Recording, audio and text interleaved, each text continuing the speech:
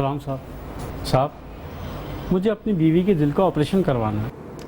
हाँ तो फिर ऑपरेशन पे 3.5 लाख का खर्चा है। फजलदीन, मैंने कोई फलाई इदारा नहीं खोला हुआ। ये फैक्ट्री है, फैक्ट्री, और फैक्ट्री के भी कुछ उसूल होते हैं। साहब, 20 साल जिए मैंने इस फैक्ट्री को। एहसान जता रहो, दफा हो जाओ यहाँ से। वो मर जाएगी। मैंने तुम्हारी बीवी की जिंदगी बचाने का ठेका नहीं लिया। दफा हो जाओ यहाँ से। चोर कहाँ है? चोर आपके सामने खड़ा है। मैं चोर नहीं हूं इंस्पेक्टर साहब। इरफान साहब झूठ बोल रहे हैं।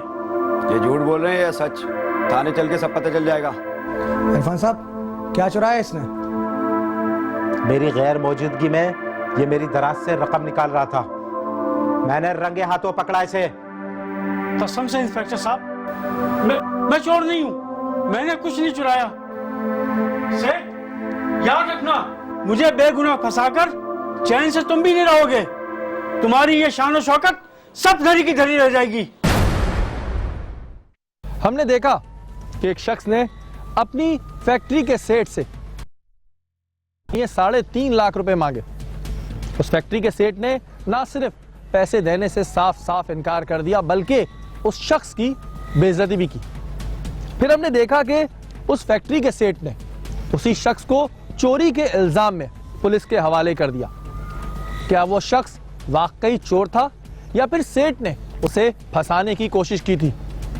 आखिर क्यों, किस लिए, ये सब जानने के लिए हमें चलना होगा कहानी के पीछे।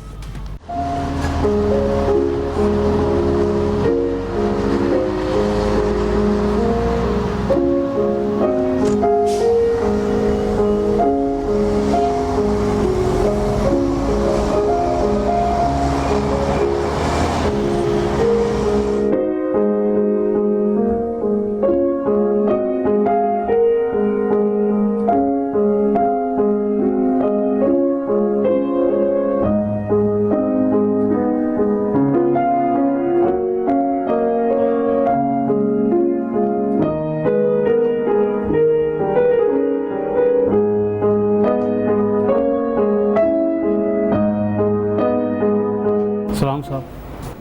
वालेकुम सलाम। हाँ फजलदीन, काम कैसा चल रहा है? काम तो ठीक चल रहा है साहब, लेकिन इस वक्त मैं अपने काम से आपके पास आया हूँ। बोलो फजलदीन, क्या काम है? साहब, मुझे अपनी बीवी के दिल का ऑपरेशन करवाना है। हाँ तो फिर ऑपरेशन पे 3.5 लाख का खर्चा है। तो तुम ये चाहते हो कि वो 3.5 लाख रुपए मैं तुम्हें दूं? साहब, हर महीने थोड़े थोड़े मेरी तनख्वाह से काटते रहिएगा। फजलदीन, मैंने कोई फलाई इदारा नहीं खोला हुआ। ये फैक्ट्री है, फैक्ट्री, और फैक्ट्री के भी कुछ उसूल होते हैं। साहब, 20 साल जिए मैंने इस फैक्ट्री को। एहसान जता रहो। अगर 20 साल तुमने इस फैक्ट्री को दिए तो उसकी मेहनत के तुम्हें पैसे मिले। एहसान नहीं जता रहा साहब। बस बस, मुझे और मजीद बकवास नहीं सुननी तुम्हारी। दफा हो जाओ यहाँ से। साहब, अगर मेरी बीवी का ऑपरेशन नहीं हुआ तो वो मर जाएगी। मैंने तुम्हारी बीवी की जिंदगी बचाने का ठेका नहीं लिया। मुझे और भी बहुत काम है। दफा हो जाओ यहाँ से। कहां से उठ के चले आते हैं।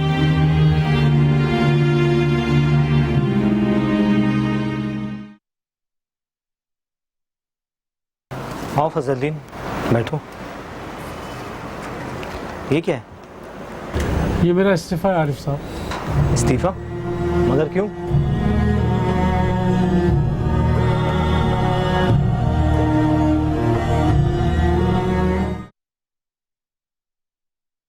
अस्सलाम वालेकुम। अरे वालेकुम अस्सलाम। क्या हाल है इनायत? बैठो बैठो। Thank you. क्या पोजीशन है इरफान अहमद?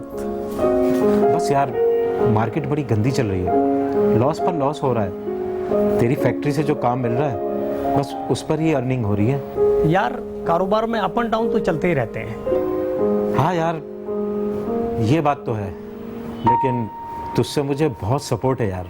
यार फिक्र नहीं कर, आगे भी तुझे हम ही सपोर्ट करेंगे। अच्छा ये बताओ, घर कब आ जाएं? हाँ यार, परसों संडे है। तुम ऐसा करो, भाभी के साथ शाम को आ जाओ। मैं फायजा से भी बात कर लूंगा। हाँ यार, इस काम में हमें देर नहीं करनी चाहिए। हाँ ये ठीक है।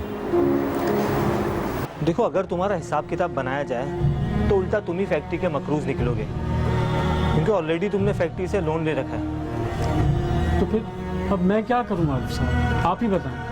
तुम ऐसा करो, एक बार फिर इरफान सेठ के पास जाओ, उनसे बात करो। नहीं, पास नहीं जाऊँगा। तो फिर ये करो कि इरफान सेठ के घर जाके उनकी बीवी से बात करो। उनके घर जाऊँगा तो वो और गुस्सा करेंगे। वो बड़ी अच्छी खातून है, तुम उनके सामने थोड़ा गिड़गिड़ाना, मुझे यकीन है वो तुम्हारी मदद ज़रूर करेंगे। मुझे नहीं लगता कि वो एक पैसे की भी मदद करें। देखो, इस वक्त तुम मजबूर और बेबस हो, कोशिश कर लेने में कोई हर्ज नहीं है। प्यार कर रहे हैं तो ये भी करके देख लेते हैं। देखो, मैं इसलिए ज़ोर दे रहा हूँ, मैं उनकी बीवी को अच्छी तरह जानता हूँ, वो बहुत नेक खातून है। तुम जाके देखो, इंशाल्लाह तुम्हारा काम हो जाएगा।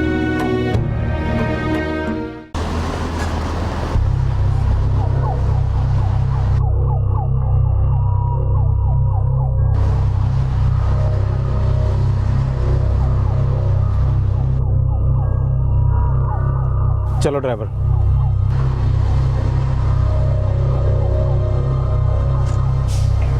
क्या जरूरत थी इतना खाना बांटने की फकीरों को? इरफान, अल्लाह ने हमें इतना दिया है, अगर थोड़ा सा गरीबों को बांट दिया तो क्या हो गया? तुम्हें शायद मालूम नहीं कि मेरा एक एक मिनट कितना कीमती होता है। जानती हूँ मैं, लेकिन हम ये क्यों नहीं सोचते? अल्लाह ताला ने हमें इसीलिए दिया कि हम जरूरतमंदों का ख्याल रखें। मैं इतनी मेहनत से कमा रहा हूँ और तुम इतनी फराकदिली से लुटा रही हो। आप ये क्यों नहीं सोचते कि अल्लाह के यहाँ इसका अजर कितना बड़ा है? तुमने कमाया होता ना तो तुम्हें पता चलता कि कितनी मेहनत से ये पैसा कमाया जाता है। अरे तौबा करो इरफान, अल्लाह ताला को तकब्बुर और घमंड बिल्कुल पसंद नहीं है। अगर अल्लाह नाराज हो गया ना तो जो कुछ भी हमारे पास है वो सब छिन जाएगा। अच्छा बस ठीक है।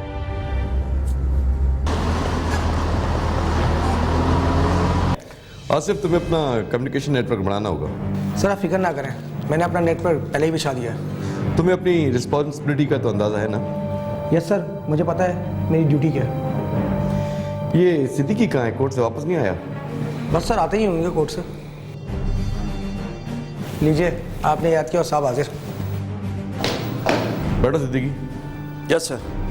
ठीक है आसिफ, तुम जाओ और जैसे मैंने कहा वैसे ही करना। Okay sir. महबूब केस का कोर्ट ने क्या फैसला सुनाया? सर फिलहाल जेल कस्टडी का ऑर्डर कर दिया है। अच्छा। और मुझे लगता है 1-2 पेशी में फैसला भी हो जाएगा। अभी जो एग्जीबिशन होने वाली है उसके लिए हमें स्पेशल इंतजाम करने होंगे। Yes sir.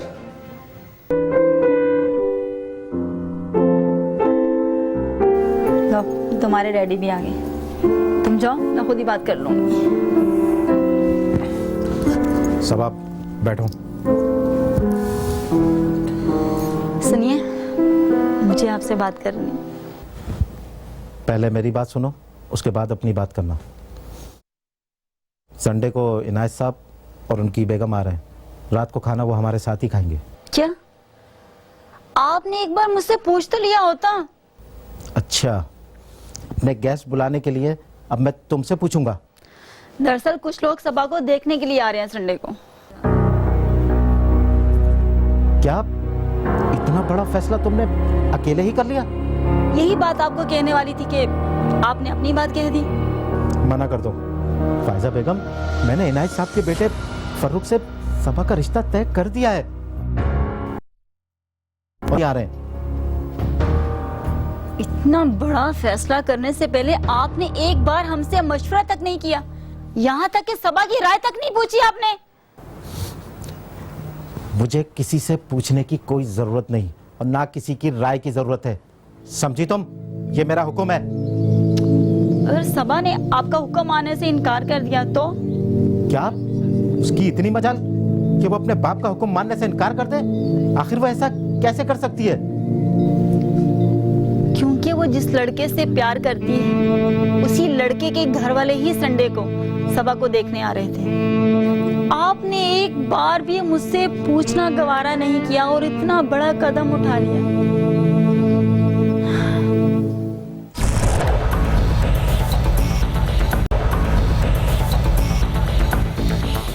इरफान सेठ और उनकी बीवी के दरमियान होने वाली छोटी सी लड़ाई अब शिद्दत इख्तियार कर गई थी। इरफान सेठ अपनी बेटी की शादी अपने कारोबारी दोस्त इनायत के बेटे से कराना चाहते थे, जबकि फायजा अपनी बेटी की शादी सबा की पसंद से करवाना चाहती थी। जब सबा ने बाप को शादी से इनकार किया तो इरफान सेठ का पारा मजीद चढ़ गया।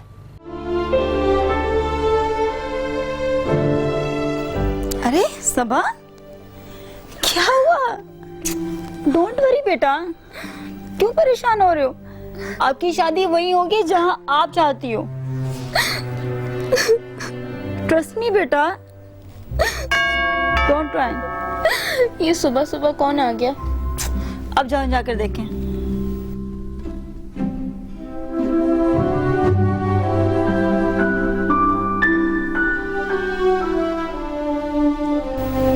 सबा की हालत भी नहीं देखी जा रही मुझसे।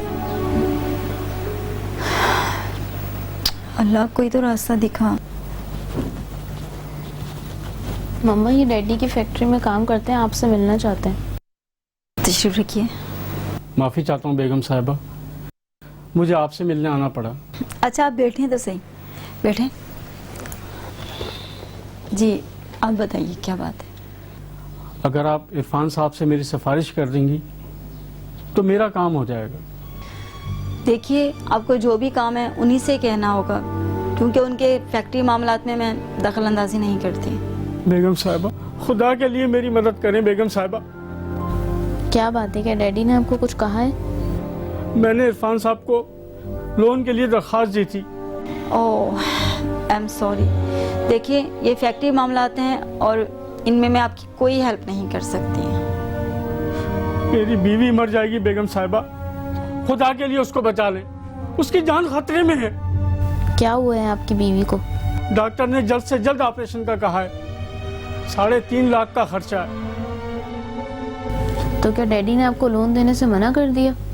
जी बेगम साहिबा, मैं इसीलिए आपके घर आया हूँ। मैं जिंदगी भर आपका मशकूर रहूंगा। मेरी बीवी की जान खतरे में है बेगम। देखिए प्लीज आप रोइए नहीं, आप रोना बंद कीजिए, हौसला रखें। अच्छा चुप हो जाए, देखिए मैं उनसे बात करूंगी।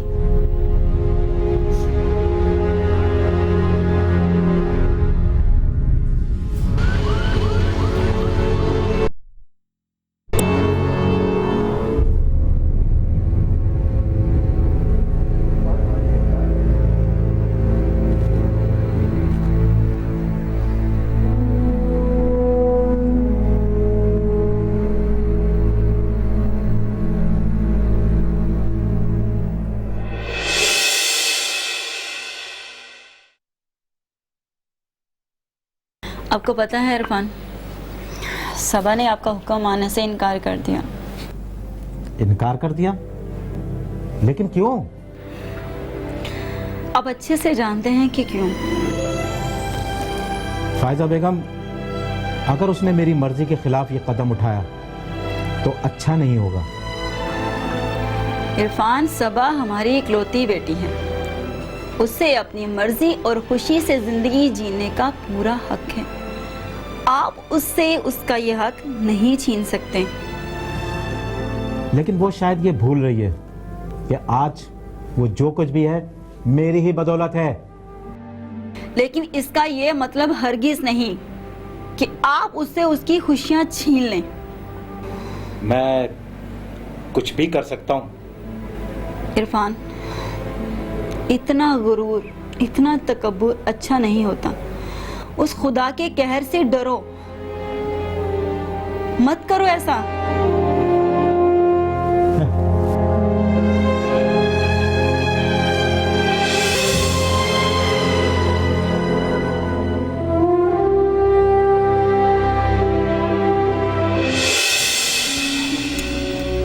डैडी आपकी चाय। थैंक यू बेटा। बैठो बेटा। सबा बेटा, क्या बात है? तुम्हारी माँ जो कुछ कह रही है क्या वो सच है? जी डैडी, मम्मा जो कुछ कह रही हैं ठीक कह रही हैं। लेकिन बेटा, मैं अपने दोस्त को जबान दे चुका हूँ। डैडी ये आपका मसला है। बेटा, फर्रुख एक बहुत अच्छा लड़का है और सबसे बढ़कर बात यह कि वो हमारे स्टेटस का है। डैडी मम्मा ने भी आपको मेरी पसंद के बारे में बता दिया होगा। देखो बेटा, ये आज के दौर में मोहब्बत वहब्बत ये सब कुछ बेकार है बेटा। और वो जो कोई भी है उसे तुमसे नहीं, तुम्हारी दौलत से प्यार है। डैडी मैं आपसे गुस्ताखी नहीं करना चाहती। एक बात कान खोल कर सुन लो बेटा, मैं किसी कीमत पे तुम्हारी ये शादी होने नहीं दूंगा। और जहाँ आप चाहते हैं वहाँ मैं हरगिज शादी नहीं करूँगी। बेटा इसके नताइज अच्छे नहीं निकलेंगे। जानती हूँ कि आप अपनी बेटी का भला नहीं चाहते।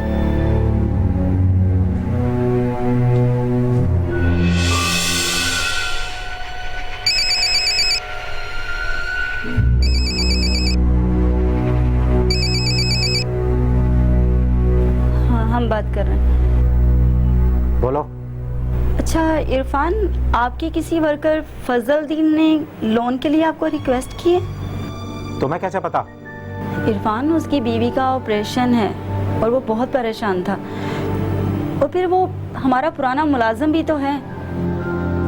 तो क्या वो घर पे भी आ गया?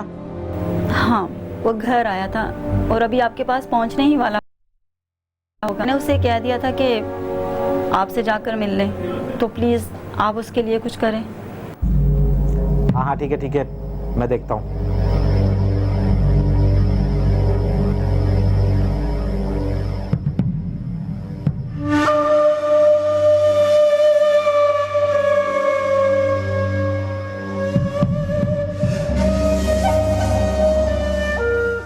तो सब समझ गए ना किस किस की क्या जिम्मेदारी है? Yes sir. और आसिफ तुम्हारा नेटवर्क सही चल रहा है ना? यस सर, मैंने अपना नेटवर्क चेक कर लिया है, एवरीथिंग इज ओके। और अरेंजमेंट? सर जैसे आपने कहा था वैसे अरेंजमेंट कर लिया है। गुड।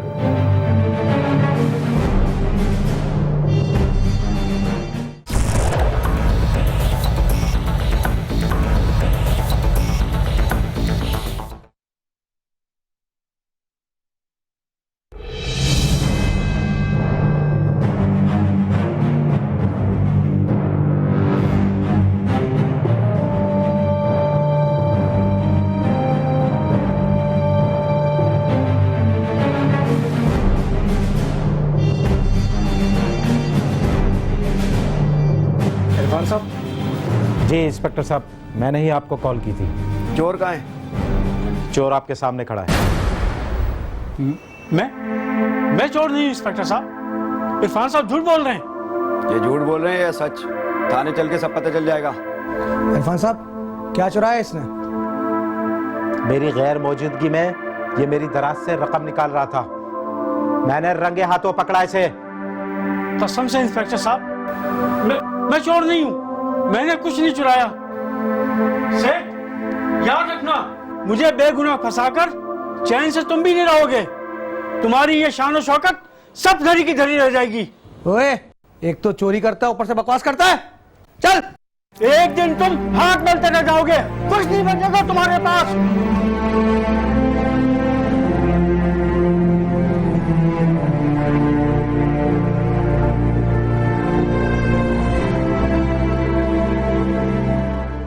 कहते हैं कि जब इंसान पर बुरा वक्त शुरू होता है तो वो हमाकतों पे हिमाकतें करने लगता है।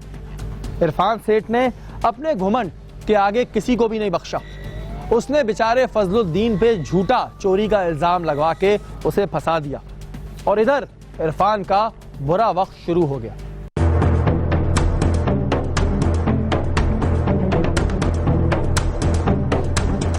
फजल की हिम्मत कैसे हुई यहाँ आने की? अरे उसकी मजबूरी उसे यहाँ तक खींच ला। इरफान, क्या हो गया? सड़ेगा जेल में वो। चक्की पीसेगा, चक्की। क्या आपने उससे बंद करा दिया?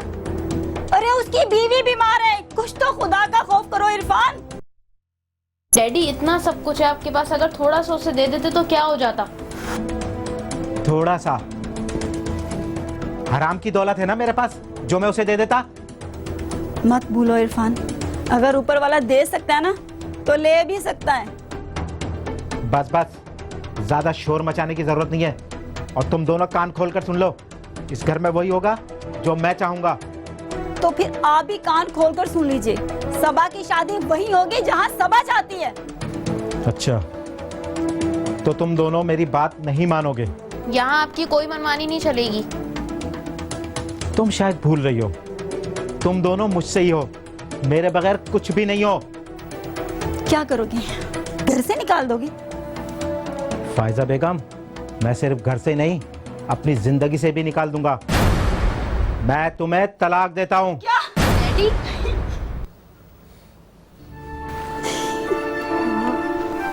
मम्मा, मम्मा संभाले अपने आप। डैडी क्या किया आपने? बस बस, बहुत हो गया, चलो निकलो यहाँ से।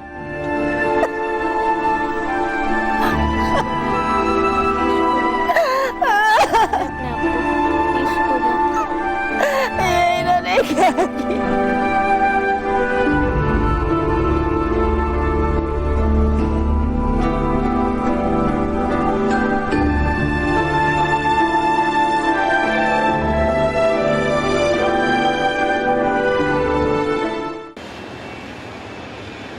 हाँ सिर्फ उसने चोरी का एतराफ़ किया। नहीं सर, उसका तो कहना है कि उस पर चोरी का झूठा इल्ज़ाम लगाया गया है। मेरा तो ख्याल है सर, उसकी थोड़ी और फिटी लगाते हैं। सर हो सकता है वो सच कह रहा हो और उसने चोरी ना की हो। हाँ हो सकता है, लेकिन एक बात समझ में नहीं आई कि सेठ इरफान ने उस पर चोरी का इल्ज़ाम क्यों लगाया। अब तुम्हारी बेटी की मेरे बेटे के साथ कैसे शादी होगी यार? यार मैं और करता भी क्या, और फिर उन लोगों ने मेरा हुक्म मानने से इनकार भी कर दिया था। मेरे भाई, तुम्हें उनको मनाना चाहिए था, उनको घर से निकालने की क्या जरूरत थी? छोड़ना यार, तेरे बेटे के लिए कोई लड़कियों की कमी है? बात ये नहीं है यार, मैंने जिस दिन तुम्हारी बेटी को देखा था। अरे यार बस क्या बताऊं। अरे बेटा तुम, इनायत साहब ये मेरी बेटी, बेटा ये इनायत साहब। सलाम, जीती रहो बेटा। बैठो बेटा। नहीं डैडी, मैं चलूंगी, मुझे मेरी फ्रेंड की बर्थडे पार्टी में जाना है, उसके लिए कुछ पैसे चाहिए। ओहो, आप ऐसा करो, मैनेजर से जाके ले लो, मैं उसे कह दूंगा, ठीक है? गुड बाय बेटा। यार माशाल्लाह तेरी बेटी जवान हो गई है। हाँ यार, बस अल्लाह पाक इनके नसीब अच्छे करे। उसी दिन मैंने उसे अपनी बहू बनाने का फैसला कर लिया था। लेकिन यार अब मैं कुछ भी नहीं कर सकता। मैं बहुत कुछ कर सकता हूँ। इस फैक्ट्री में मेरे 70% शेयर्स हैं और ये फैक्ट्री मेरी सपोर्ट से चल रही है। क्या मतलब? मैं कुछ समझा नहीं। मैंने तुम्हारी मदद करके अर्श पे बिठाया था, मैं तुम्हें अब फर्श पे भी बिठा सकता हूँ।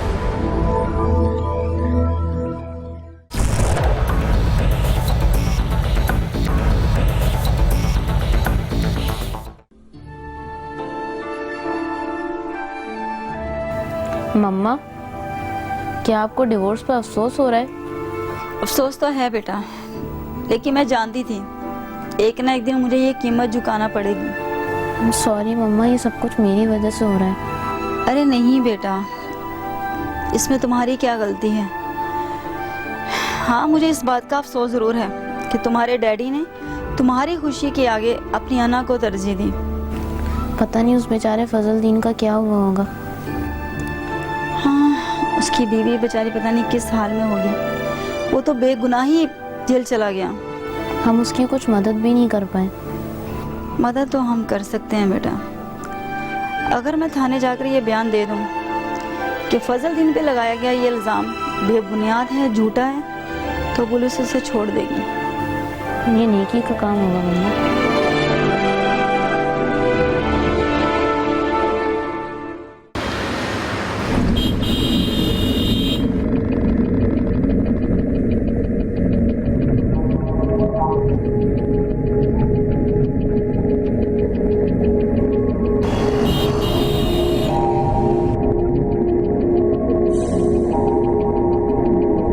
क्या बात है आरिफ, मैं इतनी देर से हरन पे हरन दे रहा हूँ, ये चौकीदार गेट क्यों नहीं खोल रहा? सर आप जरा गाड़ी से बाहर उतरेंगे? क्या मतलब? बात यह है कि कोर्ट का नोटिस है।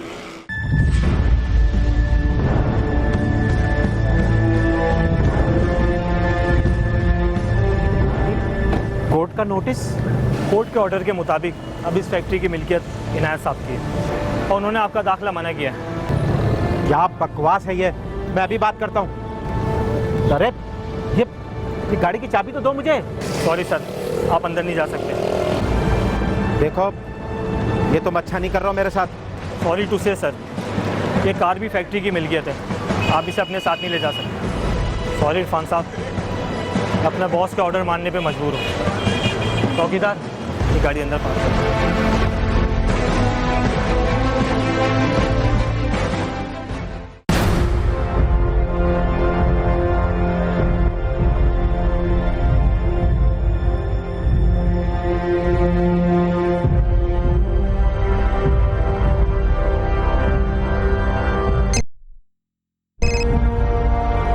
हेलो। इनायत, देखो ये तुम अच्छा नहीं कर रहे मेरे साथ। और तुमने जो कुछ किया वो अच्छा किया। मैं केस लड़ूंगा। मैं तुम्हें छोड़ूंगा केस लड़ने के काबिल तो केस लड़ोगे ना। क्या मतलब? मतलब ये जिस घर और फैक्ट्री पर तुम्हारी अकड़ थी वो सब मैं तुमसे छीन चुका हूँ। लेकिन वो घर तो मेरा है। तुम्हारा था, अब वो मेरा है। अब तक तो कोर्ट का नोटिस भी वहां पहुंच चुका होगा। मैं तुम्हें छोड़ूंगा नहीं।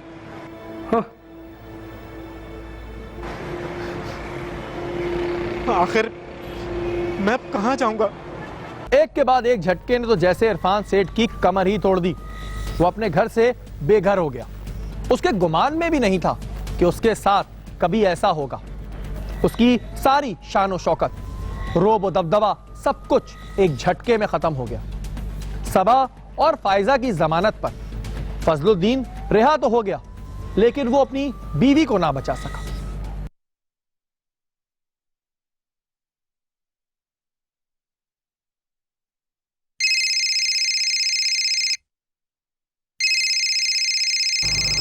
हेलो बेगम साहिबा। जी फजलुद्दीन, कैसे हैं आप? आपकी बीवी का क्या हाल है अब? कुछ ठीक नहीं है बेगम साहिबा। फजलुद्दीन, क्या हुआ? सब ठीक तो है ना? तुम रो क्यों रहे हो? मेरी बीवी मर चुकी है। Oh very sad. फजलुद्दीन हौसला रखो। सेठ इरफान ने मेरे साथ अच्छा नहीं किया।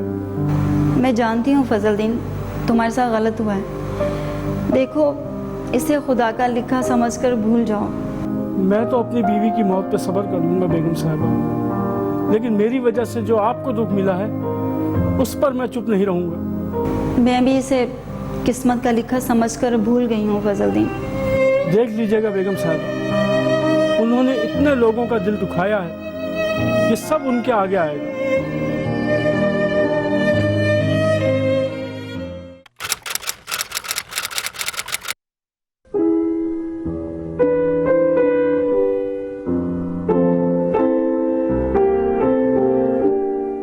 मम्मा आज काफ़ी टाइम बाद आपको इस रूम देखने आज आप बहुत अच्छी लग रही हैं। मजाक उड़ा रही हूँ? नहीं मम्मा, मैं सच बोल रही हूँ, आप अपनी नज़र उतार लीजिएगा। लगता है आज हमारी बिटिया रानी का मम्मा को मक्खन लगाने का मूड हो रहा है ना? नहीं, मैं सच बोल रही हूँ। अच्छा चले ठीक है, इनको रखो, जाओ जाकर जल्दी से तैयार हो जाओ। और देखो, आज के बाद घर से बिल्कुल नहीं निकलोगी। ओके 2 दिन बाद आपकी माइयों है, पता है ना? जी। तो जाएं फिर।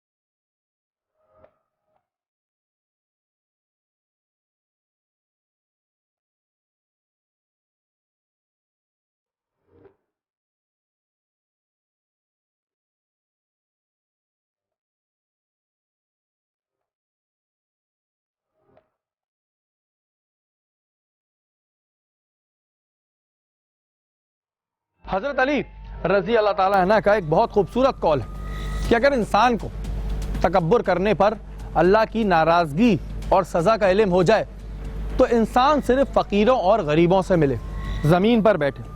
बेशक अल्लाह तकब्बुर करने वालों और ज़मीन पर अकड़ के चलने वालों को सख्त नापसंद फरमाता है। हमारी आज की कहानी के पीछे में भी कुछ ऐसा ही हुआ। इरफान सेठ की शान और शौकत, घुमंड को एक झटके में खाक में मिला दिया। इस बारे में सोचना है आपको। अगले हफ्ते फिर हाजिर होंगे कहानी के पीछे किसी नई कहानी के साथ। तब तक के लिए अपने मेजबान शायरी को इजाज़त दीजिए। अल्लाह ने के बाद।